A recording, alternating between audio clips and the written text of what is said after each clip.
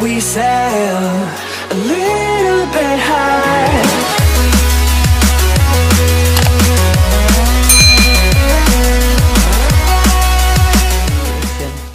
Assalamualaikum warahmatullahi wabarakatuh. Kami dari UPT Puskesmas Lakea akan melakukan simulasi pelatihan kepada kader tentang pengendalian faktor resiko penyakit tidak menular. Mari kita saksikan bersama-sama. Selamat pagi Ibu-ibu dan Bapak. Pagi. Terima kasih telah datang ke Puskesmas Lakea. Perkenalkan, saya Dr. Wayan, dokter dari Puskesmas Lakea. Maksud saya mengundang Ibu sama Bapak kemari. Saya mau ajar tentang diet sehat dan gizi seimbang. Tujuannya untuk pengendalian faktor risiko dari penyakit tidak menular. Nah, diet seimbang sendiri definisinya adalah pola konsumsi makanan yang mengandung zat gizi dalam jenis dan jumlah yang sesuai dengan kebutuhan tubuh. Tujuannya yaitu memperbaiki pola hidup, menjaga agar kadar gula darah, tekanan darah, serta lemak darah tetap normal, mencapai atau menjaga berat badan normal, memperlambat atau mencegah dari komplikasi. Prinsip diet yaitu jadwal, yang pertama jadwal makan, jumlah atau jenis makanan, serta jenis makanan yang kita makan. Nah, ini pengaturan pola makan, bisa dilihat yang Ibu pegang. Kalau berat badannya kita normal, isi piringnya kita sekali makan kira-kira seperti ini. Piring dibagi dua, setengah lauk pauk dan setengah buah sama sayur. Dari setengah sama buah sama sayur ini, sepertiganya adalah buah, 2/3-nya adalah sayur. Kemudian lauk pauknya juga sama, sepertiga lauk, dan 2/3 adalah makanan pokok. Untuk yang berat badan lebih, setengah piringnya adalah sayuran buah, sisanya adalah lauk pauk dan makanan pokok. Anjuran konsumsi gula, garam, dan lemak per hari. Kalau untuk gula adalah 4 sendok teh atau 4 sendok makan gula per hari, garam 1 sendok teh garam per hari, dan lemak 5 sendok teh lemak per hari. Nah, ini ada 10 pedoman gizi seimbang. Yang pertama, kita harus biasakan konsumsi aneka ragam makanan pokok, batasi konsumsi makanan asin, manis, dan berlemak, aktivitas fisik yang cukup, biasakan konsumsi lauk pauk yang tinggi protein, cuci tangan jangan lupa, biasakan sarapan pagi, biasakan minum air putih yang cukup, banyak makan sayur dan buah, biasakan membaca label makanan kalau kita beli makanan, terakhir syukuri dan nikmati aneka ragam makanan yang kita makan. Sekian dari saya, mungkin dari Bapak atau Ibu ada yang ditanyakan? Ya, silakan Ibu. Nah, ini masalah dengan jadwal untuk kita makan, Dok. Itu berapa satu hari? Ya, kalau untuk jadwal makan dianjurkan adalah 3 kali makanan utama, 2-3 kali makanan selingan. Kalau untuk jumlahnya harus sesuai dengan berat badan, aktivitas fisik, serta usia. Kalau jenis makanan seperti yang saya bilang tadi, ada cukup lauknya, sayur, buah, serta makanan pokok. Nggak ada lagi yang ditanya. Sekian dari saya ucapkan terima kasih dan selamat pagi. Warahmatullahi wabarakatuh. Waalaikumsalam warahmatullahi wabarakatuh. Perkenalkan, nama saya Bidan Kamaria, penanggung jawab PTM yang ada di Puskesmas Lakea. Kemudian maksud dan tujuan saya untuk melatih kalian supaya bagaimana cara mengendalikan faktor risiko PTM dengan cara edukasi bahaya merokok. Mengapa rokok berbahaya? Karena rokok mengandung nikotin yang bersifat adiktif yang menimbulkan ketergantungan. Kemudian di dalam rokok juga mengandung 4.000 jenis senyawa kimia. Kemudian ada 400 zat berbahaya, ada 43 zat penyebab kanker.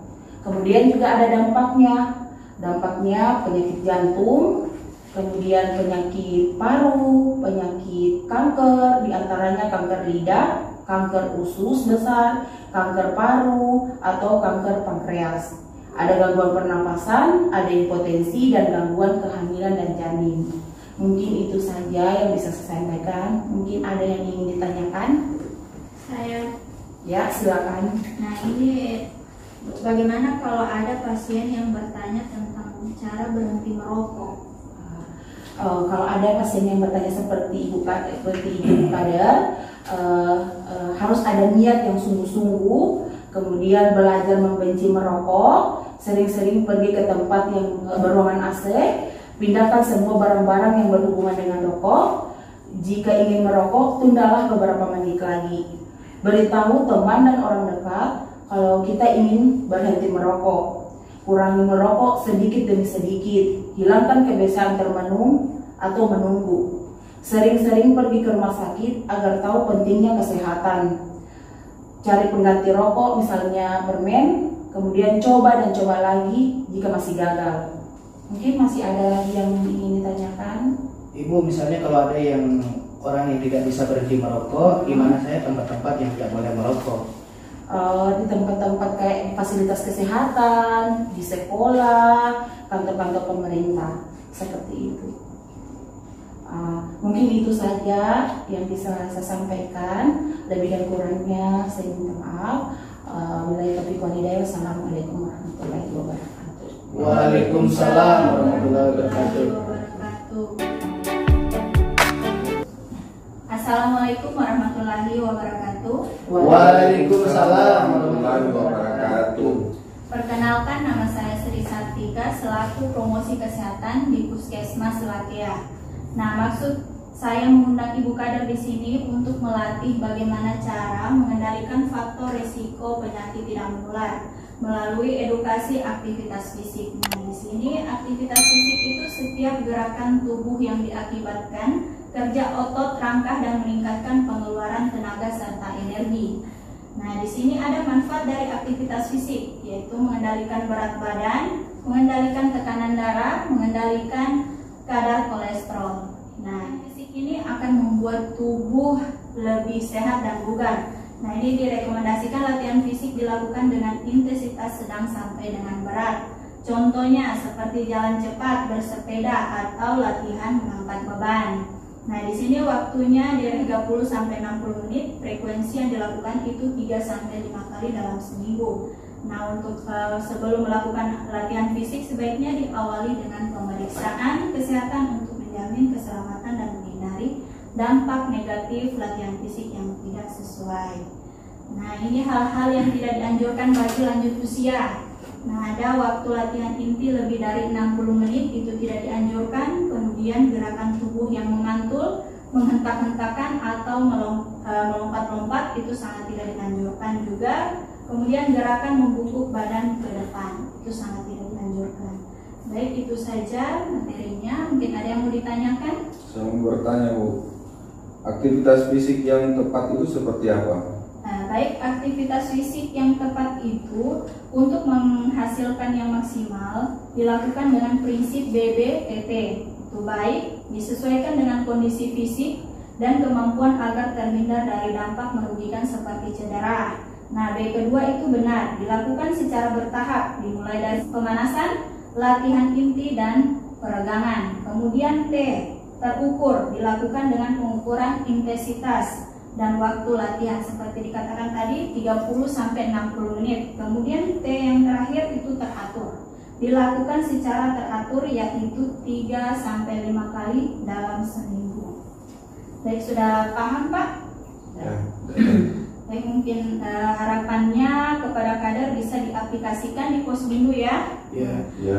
Lebih dan kurangnya mohon maaf. Wabillahi taufiq wal hidayah. Wassalamualaikum warahmatullahi wabarakatuh. Waalaikumsalam warahmatullahi wabarakatuh.